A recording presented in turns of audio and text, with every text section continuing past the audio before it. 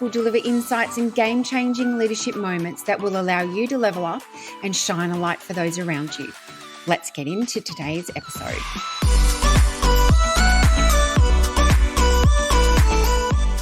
I have a bit of a different podcast for you today. Those who have pets just love them, and there has been such an increase in people getting pets since COVID-19 and the fact that we are working from home more. The problem is we can be loving them to death. So the more educated we are on how to feed our pets well, the better. So with me, I have my very good friend and the co-founder of PetWell, Ayda Hornak.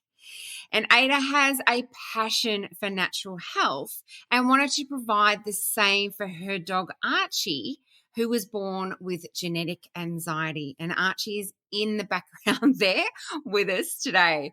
So as a result, PetWell was born, a business that provides all natural treats and supplement range that helps in preventing and managing pet health issues. So welcome, Ayda. Hey, Julie. Thanks for having me. My pleasure. And I'm really excited to get into this chat with you today, because obviously I'm a massive, massive animal lover, as are you. So keen to hear what you've got to say about how we can support our pets' health. But first of all, because the essence of this podcast is about making it count, and I'd love to know, first of all, how you make it count in your world. We come from the point of view that we have our pets only for a very short time. We're blessed to have them for maybe 10 to 15 years, and in some instances a little bit longer.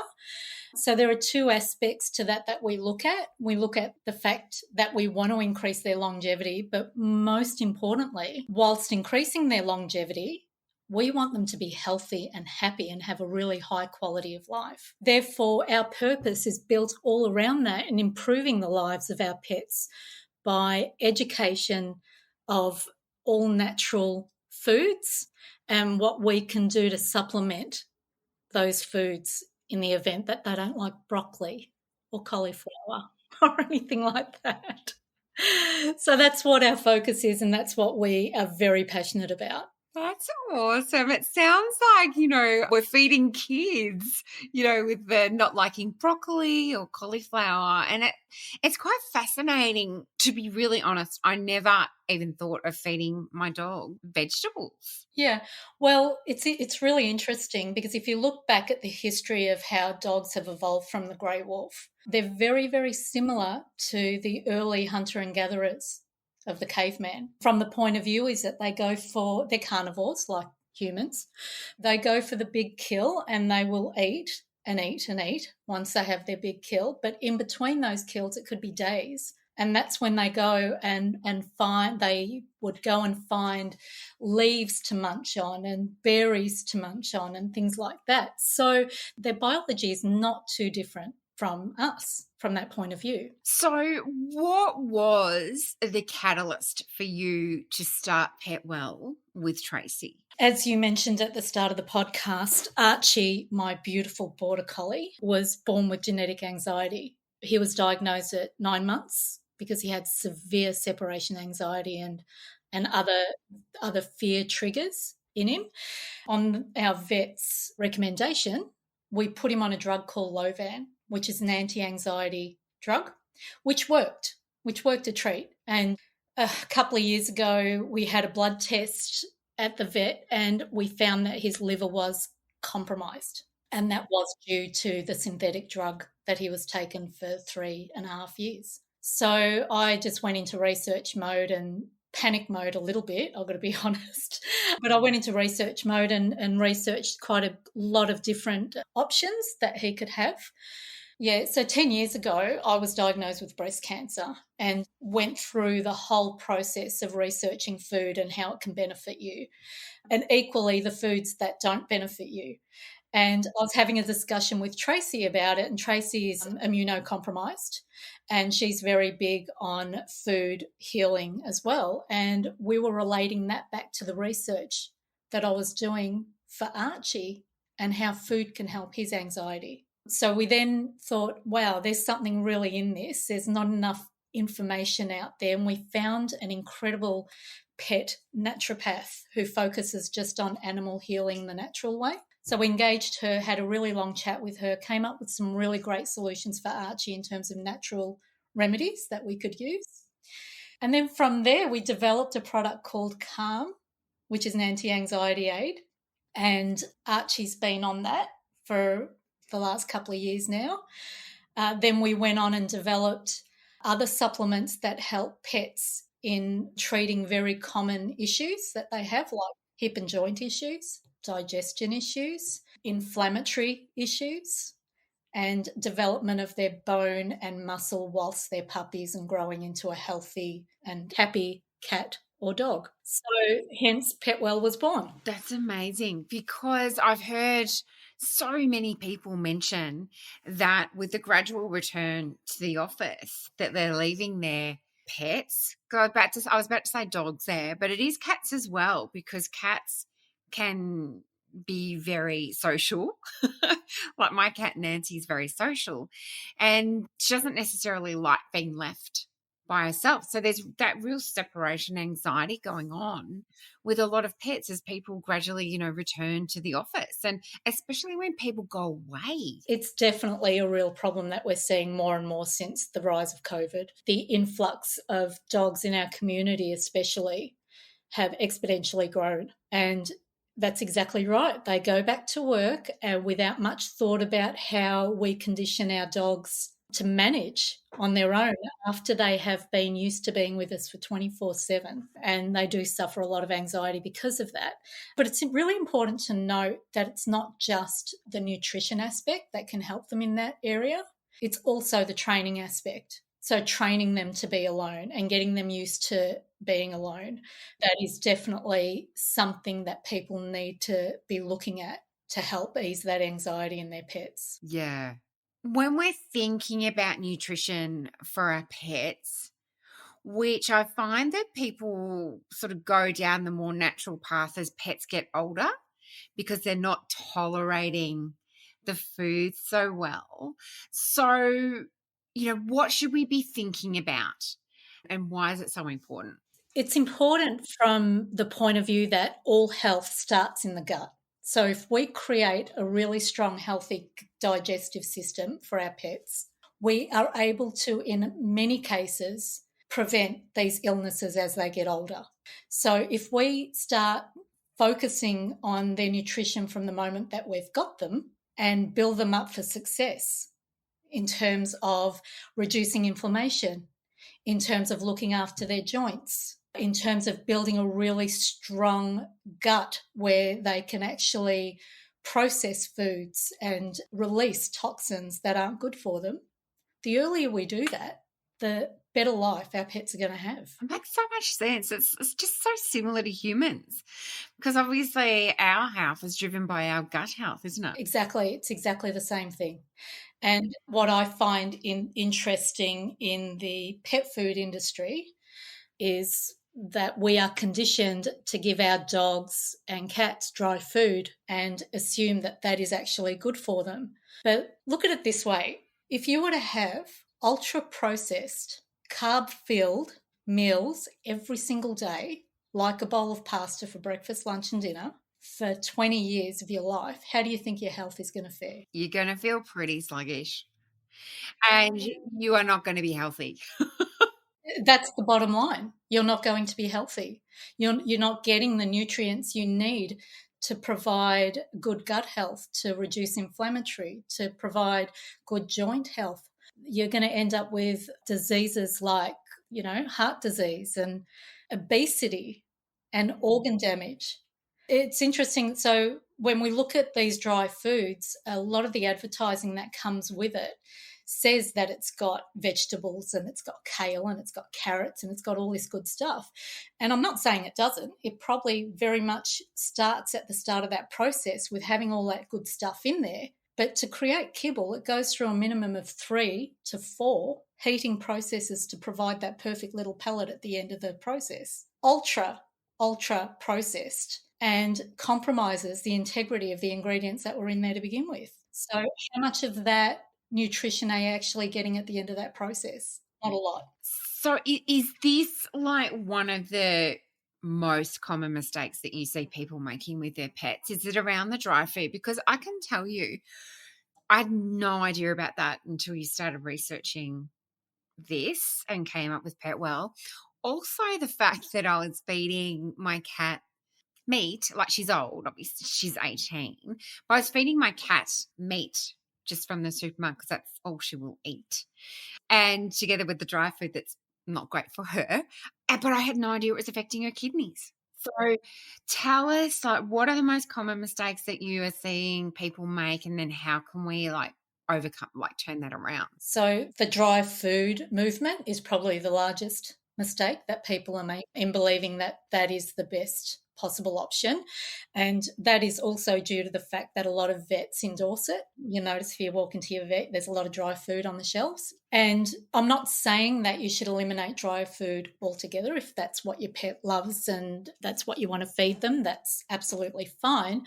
But there are some stuff that we can do that can overcome that. And what we can do there is just add a little bit to their dry food, add some bone broth potentially, add some pureed vegetables and mix it in, add some raw meat, add some organs. Organs are so beneficial for our pets. Organs like liver, lamb hearts, chicken hearts, full of all of the vitamins and nutrients that they need to build a healthy gut and reduce inflammation. So we can add those sort of things in there. And over time, as your dog or your cat gets used to that, then you could decrease the kibble and increase the good stuff a little bit more. So that's one way to overcome it. Another mistake that I see people making is they tend to overfeed with commercial treats. Now, treats should only make up 10% of your pet's calorie intake per day, no more than that.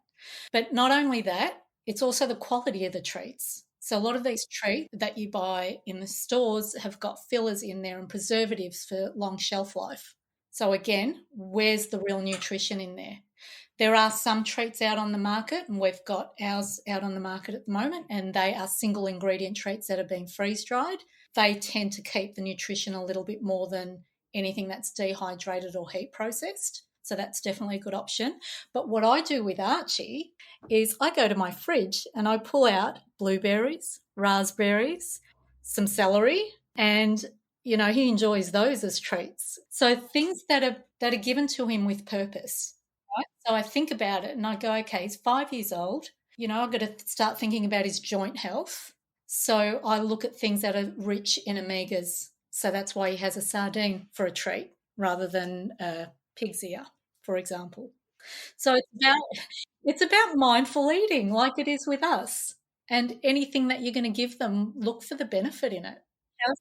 How is this food going to make my fur baby healthier and happier? We are all leaders, but you cannot be a leader of others unless you are a leader of self first. Over the past 2 decades, I've empowered hundreds of leaders to deliver positive impact to the business they are representing, resulting in extraordinary sales growth and high staff retention rates. I'm often asked the question, how can I work with you, Julie? Here's how.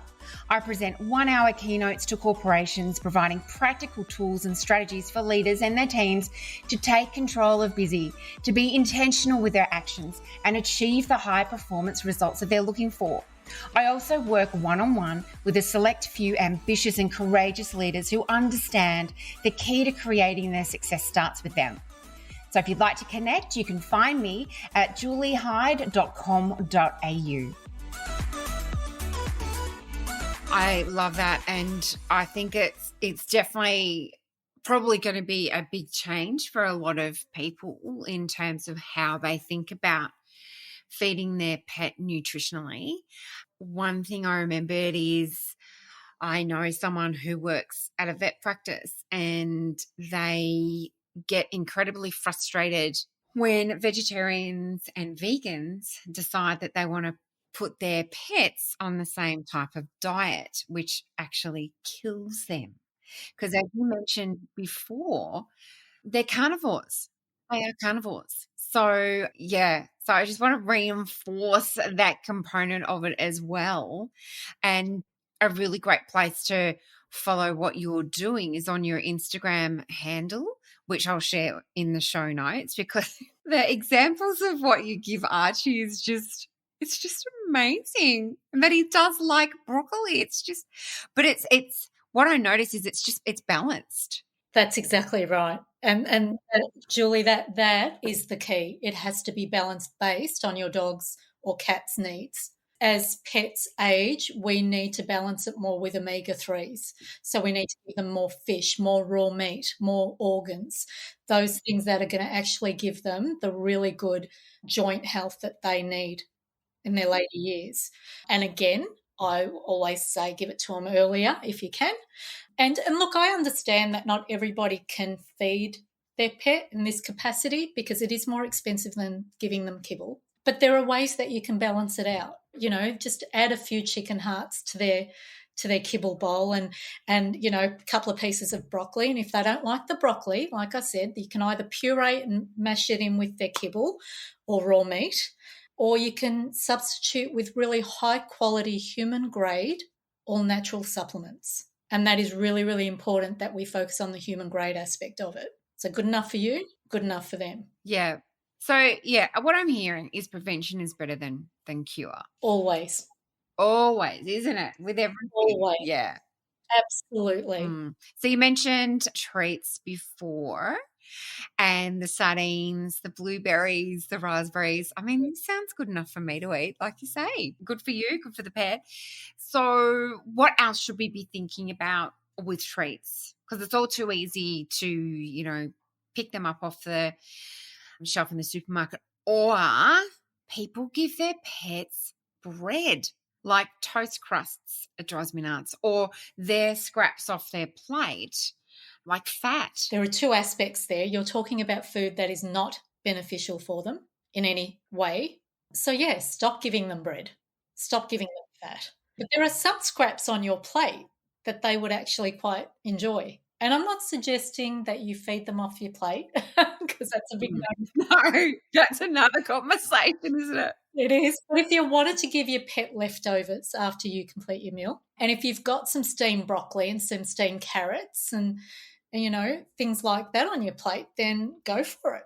That's really, really good for them. But it is all about balance. Now, you're right. It is easy to pick up a treat off the shelf and when they're whining or when they're misbehaving, you just give them something to shut them up. Or you can just prep for them and have it just on hand in the fridge and provide them with the good quality stuff. And like I mentioned earlier, there are freeze-dried treats that are really beneficial for them as well. So you can get chicken hearts, liver, lamb hearts, all chicken breast, sardines, salmon, all in freeze-dried form, which is actually quite good for them. But I do say stick to the 10% a day rule. So, Ayda, this has been incredibly enlightening, and I think probably there's some big aha moments for a lot of people listening. So I'd love for you to share, what are your final words for our pet lovers out there? What would you like people to remember? I'd like them to remember that our pets are not with us for a long time. They are with us for a short time. And as pet owners, we have a duty of care to look after them, to ensure that they live a long, healthy, pain-free life. And if we can do that with the help of our vets, because vet examinations annually are very, very important. Anything that I'm saying here should never replace what the vet provides your pet. It's in addition to that. So providing them with superior human grade nutrition to aid their needs is really, really important.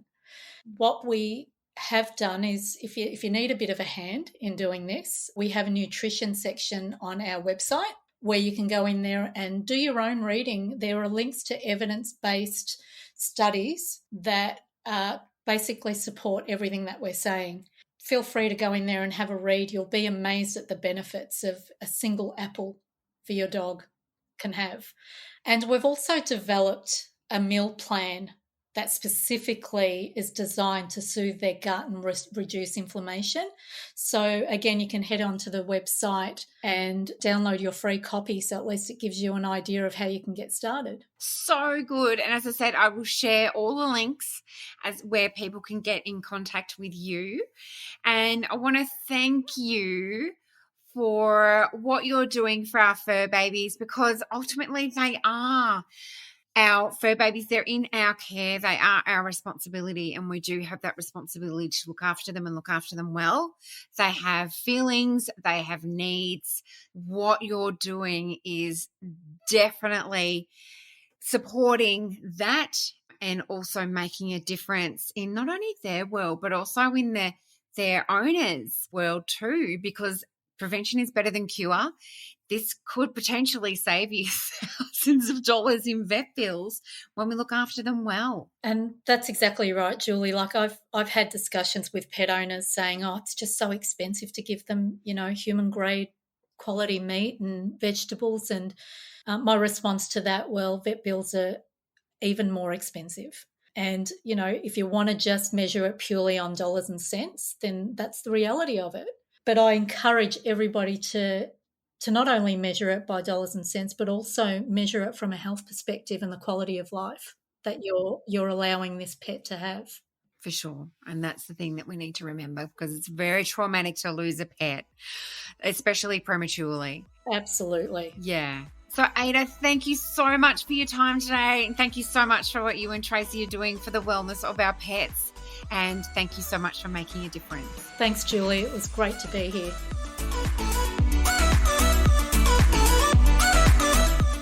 Thank you for listening to today's episode, and I trust that you enjoyed leaning into one of the precious moments shared. I invite you to leave your thoughts as a review in support of this show. You can also share with your network and even rate and review it. I would appreciate that feedback and connection. I'd love to connect on LinkedIn or Instagram via my handle, Julie Hyde Leads. Until next time, live and lead intentionally and make it count.